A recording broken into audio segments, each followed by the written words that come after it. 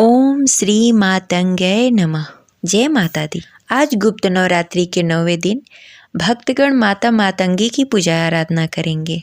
माँ मातंगी 10 महाविद्याओं में से 9वीं विद्या है।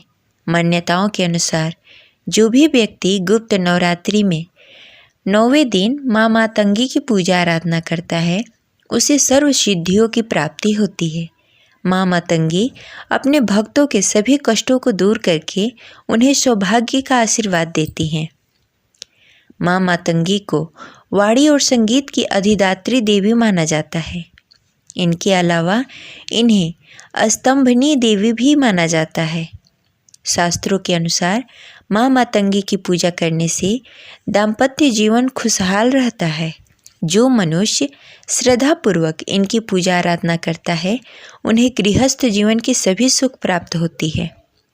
माँ मातंगी अपने भक्तों के सभी मनोकामनाओं को पूर्ण करने का वरदान देती हैं। सच्चे मन से जो भी भक्त माँ मातंगी का मंत्र जाप करता है उसे सभी सुखों की प्राप्ति होती है। शास्त्रों के अनुसार मतंग भगवान शिव का ही नाम है। भगवान शिव की आदिशक्ति देवी मातंगी है। देवी मातंगी का रंग श्याम है। यह अपने मस्तक पे चंद्रमा को धारण करती हैं। माता मातंगी राक्षसों का वध करने के लिए तेजस्वी रूप धारण किया था। माँ मातंगी लाल रंग के वस्त्र धारण करती हैं। इनकी सवारी सिंह है और यह अपने पैरों में लाल पादुका और गले में लाल रंग का माला धारण करती हैं।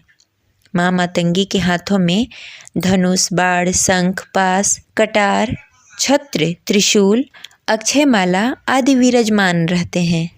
ज्योतिष शास्त्रों में बताया गया है कि जो भी व्यक्ति पलाश, मल्लिका के फूलों से, बेलपत्रों से माँ मातंगी की पूजा करता है उनके अंदर आकर्षण और स्तंभ शक्तियों का विकास होता है।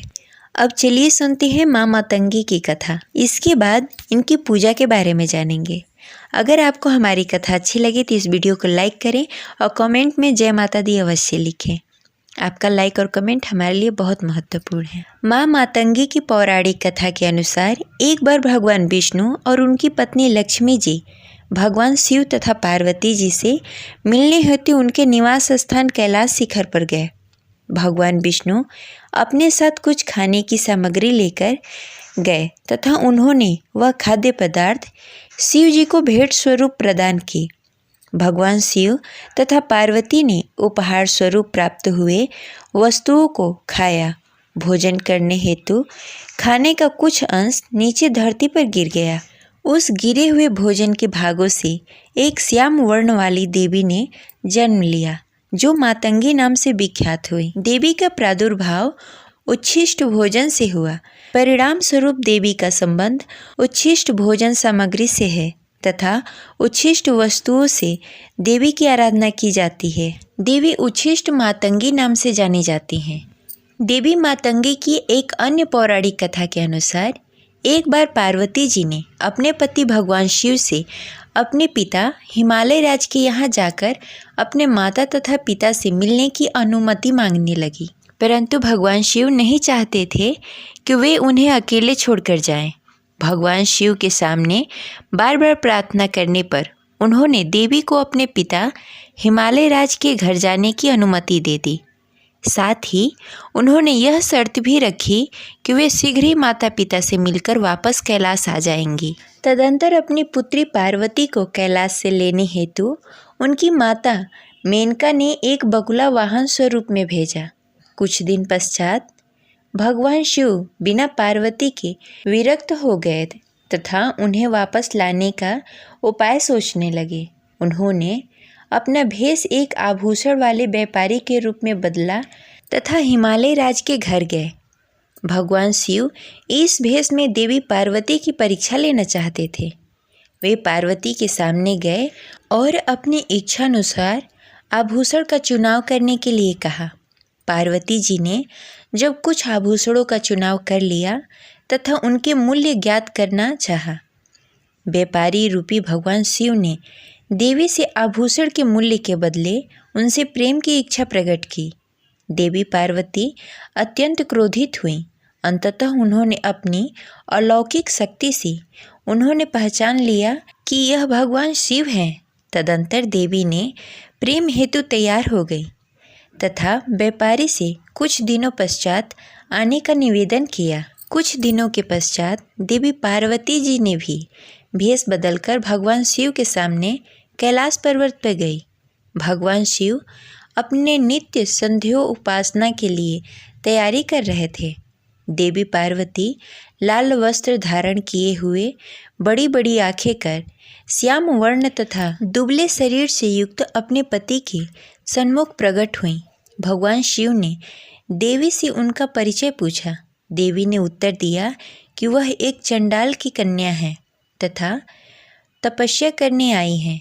भगवान शिव ने देवी को पहचान लिया तथा कहा, वे तपस्विनी तो तपस्या का फल प्रदान करने वाली हैं। यह कहते हुए उन्होंने देवी का हाथ पकड़ लिया और प्रेम में मग्न हो गए। तत्पश्चात देवी ने भगवान शिव से वरदान देने का निवेदन किया। भगवान शिव ने उनके इसी रूप को चंडालिनी वर्ण से अवस्थित होने का आशीर्वाद प्रदान किया तथा कई अलौकिक शक्तियाँ प्रदान की। धार्मिक मान्यताओं के अनुसार मातंगी माँ को भगवान शिव की शक्ति माना जाता है। शास्त्रों में गृहस्थ जीवन को सुखमय, असुरों को मोहित करने तथा साधकों को मनवांछित फल देने वाली देवी माना जाता है। देवी मातंगी की साधना रात्रिकालीन है। इनकी पूजा रात्रि में आरंभ करनी चाहिए। माँ मातंगी की पूजा करने के लिए सबसे पहले स्नान करने के पश्चात लाल वस्त्र धारण करें। अब अपने घर के किसी एकांत कक्ष में या पूजा घर में पश्चिम की तरफ मुंह करके बैठ जाएं। अब अपने सामने एक लकड़ी की चौकी रखें, उसे गंगा जल से शुद्ध करें, उस पर लाल कपड़ा बिछाएं, उस पर माँ मातंगी की तस्वीर या प्रतिमा रखें। अब तस्वीर के सामने शुद्ध घी का दीपक जलाएं और माँ को लाल रंग का फूल अर्पित करें। अब देवी मातंगी की कवच पाठ पढ़ें। देवी मातंगी की साधना करते समय साधक को पूरी श्रद्धा और आस्था के साथ सभी नियमों का पालन करना चाहिए। साधक को माँ मातंगी की साधना करने की जानकारी को हमेशा गोपनीय रखना चाहिए। 11 दिनों के बाद पूजा करने के पश्चात हवन करें। देवी मातंगी की साधना करने से मनुष्य के जीवन में ज्ञान, धन, सम्मान, प्रतिष्ठा की प्राप्ति होती है और कभी भी धन की कमी का सामना नहीं करना पड़ता। ये रही आज की कथा। आपको कैसी लगी कमेंट बॉक्स में ज़रूर बताएं और कमेंट में जय माता दी अवश्य लिखें। मिलते हैं अगले वीडियो में।